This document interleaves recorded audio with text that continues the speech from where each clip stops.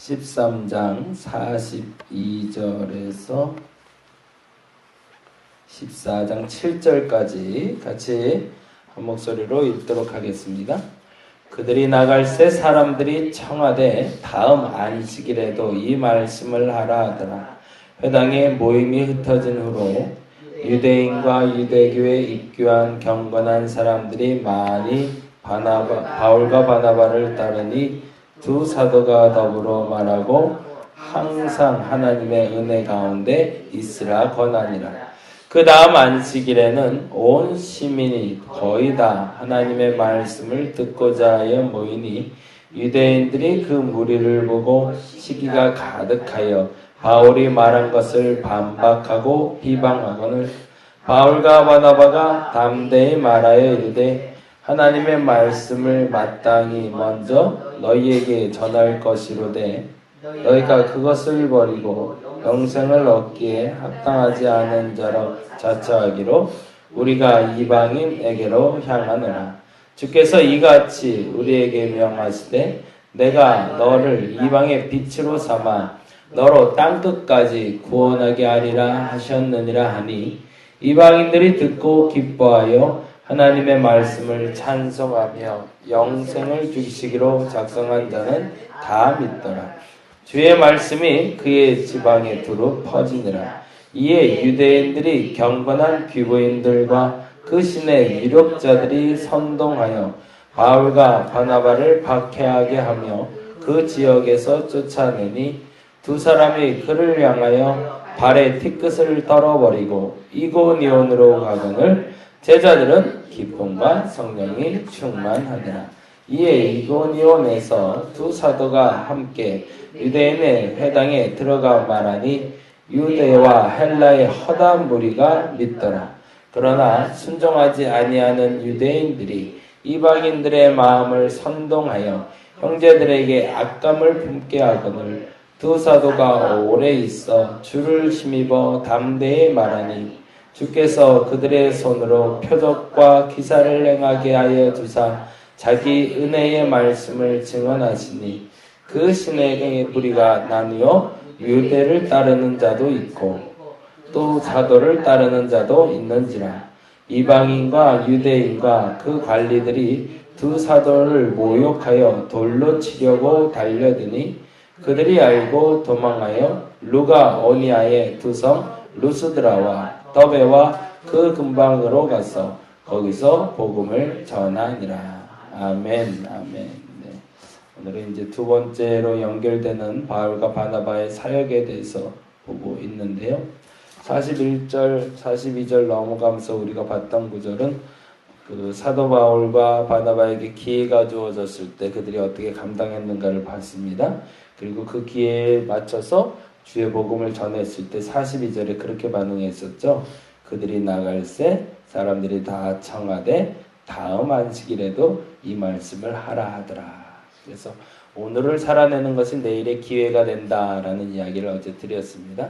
그러니까 오늘 한 날을 어떻게 가치 있게 살아나냐에 따라서 오늘 하루가 내일을 여는 기회가 됨을 알고 오늘 하루를 최선을 다해 살아가는 저와 여러분 되기를 간절히 바랍니다. 어제도 연락이 좀 왔는데 우리 7월 8일 9일 날 하는 바자회 준비 때문에 아마 청년들이 조금 분주하게 움직이는 것 같아요. 그래서 뭐 이것도 준비한다 저것도 준비한다 하는데 아마 어제 입주자 대표회의가 열렸다고 얘기 들었거든요. 결과는 아직 못 받았지만 근데 한 가지 이제 기대해 볼 만한 일은 그것이 우리가 이제 이것이 믿음의 고백이어야 되는데 내 원대로 되지 않는다 할지라도 감사할 수 있는가 라는 질문을 아마 던져야 될 것 같습니다. 저 개인적으로도 그러한 질문을 던지고 있는데 여러분에게도 동일한 상황이 주어질 때 그렇게 믿음으로 고백할 수 있기를 간절히 바랍니다. 사실은 오늘 사도 바울이 그렇거든요. 어제 너무 좋았던 거예요. 어제가 너무 좋았어요. 그냥 툭 하고 던진 말은 아니지만 그 마음에 진심을 다해 복음을 전했을 때 사람들이 확 다 믿어지기 시작하더니만 야 오늘 한 번 듣기에는 너무 아까운 이야기다. 다음 주에 꼭 좀 전해주라 라고 주일날 또 만나자 라고 얘기했는데 그 주일이 돼서 와보니 어떤 일이 벌어졌냐면 44절입니다. 같이 한번 읽어보겠습니다. 그 다음 안식일에는 온 신민이 거의 다 하나님의 말씀을 듣고자 하여 모이니 라고 되어 있습니다. 이것은 사실은 누가의 과장법입니다. 전 시민이 다 모일 수는 없었겠죠. 누가의 생각에 가득 찼던 경험에 대해서 그렇게 얘기하고 있고요. 학자들이 이야기도 회당에 가득 찰 만큼 이란 표현이 맞다라는 표현을 합니다. 그 다음 안식일에는 소문이 소문을 끌고 와서 그 예배당에 가득 찼다는 겁니다. 그런데 45절에 보니 이렇게 되어 있습니다. 유대인들이 그 무리를 보고 시기가 가득하여 바울이 말한 것을 반박하고 비방하거늘 이라고 되어 있습니다. 이게 안타까운 거죠. 사실은 지금 지난주에 있었던 일을 생각하자면 이렇게 가득 찼으면 이 가운데서 엄청난 성령의 역사와 불을 듯이 일어나는 복음의 회심 사건이 나타나야 되는데 어처구니 없이 비방하는 일이 벌어지기 시작하고 욕하는 일이 벌어지기 시작하고 나누기 시작하더라는 겁니다. 다니엘에게 일어난 사건 중에 다니엘의 친구의 세 사건을 우리가 기억하고 있습니다. 그리고 우리가 그 단어를 너무 잘 알고 있죠. 그럼에도 불구하고 하나님이라는 말. 저와 여러분의 마음속에 이 말이 간직되기를 바랍니다. 복음은 상황을 만드는 것이 아니라 복음은 마음을 만드는 것이기 때문에 그렇습니다. 그래서 우리가 성령의 열매라고 얘기할 때 그 성령의 열매를 보듬어서 다시 한번 읽어보시면 아시겠지만 성령의 열매는 결과물들이 외적으로 나타나는 결과물들이 아닙니다. 사랑과 희락과 화평과 온유와 절제와 등등의 마음의 열매를 우리는 성령의 열매라고 이야기합니다. 그래서 이 열매가 맺힐 수 있을 때 진짜 그리스도인이다라고 말할 수가 있다는 거죠. 그러니까 지난주의 상황과 오늘의 상황을 비교했을 때 오늘이 악해졌다고 해서 실망하는 것은 그리스도인들이 아니라는 얘기입니다. 거꾸로 지난번의 상황은 너무 악했지만 오늘의 상황이 너무 기뻐졌다고 그것 때문에 너무 기뻐하는 것도 그리스도인이 아니라는 거죠. 오늘 불렀던 기도하는 이 시간이라는 찬양이 작곡자가 누군지 아시죠? 화니 크로스비라는 사람입니다. 이 사람이 태어난 지 6개월 됐을 때 눈이 조금 이렇게 안 좋았나 봐요. 근데 예전에도 우리나라도 그렇고 미국도 그렇고 민간요법들이 많았잖아요. 그게 잘 먹히면 좋지만 이게 안 먹히면 문제라.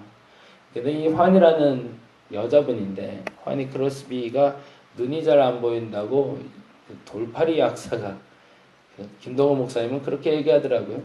1000명을 못 고치다 1명을 고치면 그거는 명의가 되지만 명의가 1000명을 고치다가 1명을 실패하면 돌팔이가 된다고. 근데 아마 그 돌팔이도 그랬던 것 같아요. 전국을 다니며 아주 큰 실패를 하다가 하나나 2개 정도 성공한 사람인가 본데 이제 마음이 급해지니까 그 화니 크로스비의 어머니가 약을 처방을 받아서 했었나 봐요. 근데 그걸로 말미암아서 1년이 채 되기 전에 실명을 하게 됩니다.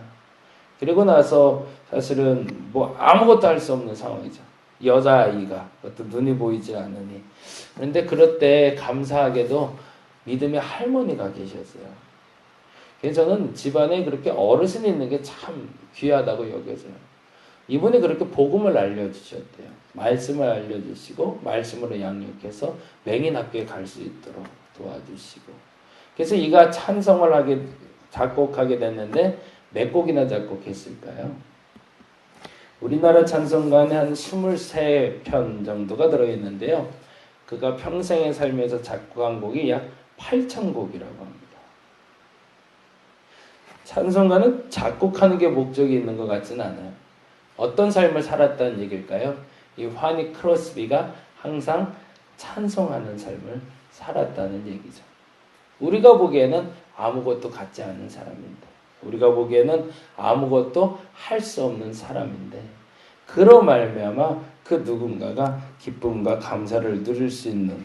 그래서 우리가 알고 있는 찬양 중에 예수 나를 위하여 라는 찬양, 너희 죄 흉악하나, 그리고 우리가 제일 잘 아는 예수로 나의 구주 삼고, 그리고 주가 맡긴 모든 역사, 저 죽어가는 자 다 구원하고, 그리고 마지막 우리 임종 때 많이 부르는 건데 후일의 생명 그칠 때, 그리고 예수께로 가면 인내하신 구세주요. 그리고 우리 옛날 어르신들 18번 나의 갈 길 다 가도록.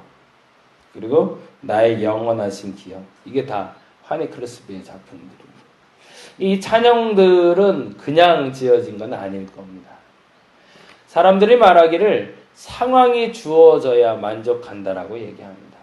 그러나 그리스도인이 된다는 건 그 상황 너머에 그 마음에 누림이 있는 사람을 우리는 참 그리스도인이라고 얘기하죠.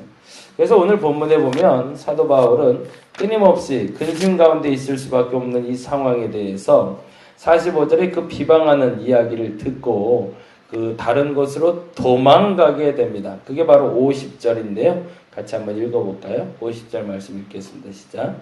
이에 유대인들이 경건한 귀부인들과 그 신의 유력자들을 선동하여 바울과 바나바를 박해하게 하여 그 지역에서 쫓아내니라고 합니다.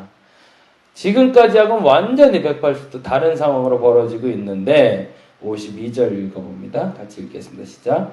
제자들은 기쁨과 성령이 충만하니라. 아멘. 저와 여러분 이렇게 되기를 간절히 바랍니다.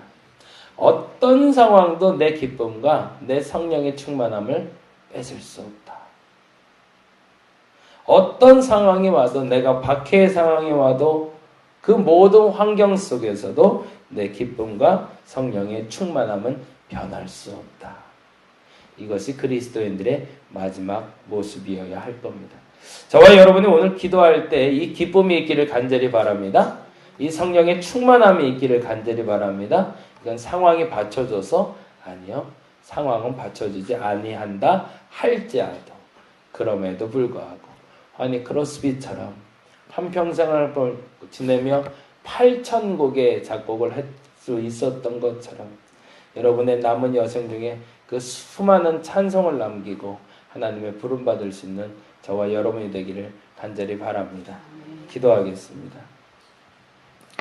환희 크로스비의 모습을 한번 묵상해 봅니다. 예수 나를 위하여 예수로 나의 구주 삼고 후일의 생명 그칠 때 예수께로 가면 나의 갈 길 다 가도록 나의 영원하신 기억. 이 모든 작품들이 앞을 못 보는 시각장애인 크로스비의 작품입니다. 나는 어떤 찬양을 하고 있나요? 이에 이렇게 심금 울리는 이 깊은 내면에서 올라오는 찬양을 내 안에 허락하여 주시옵소서.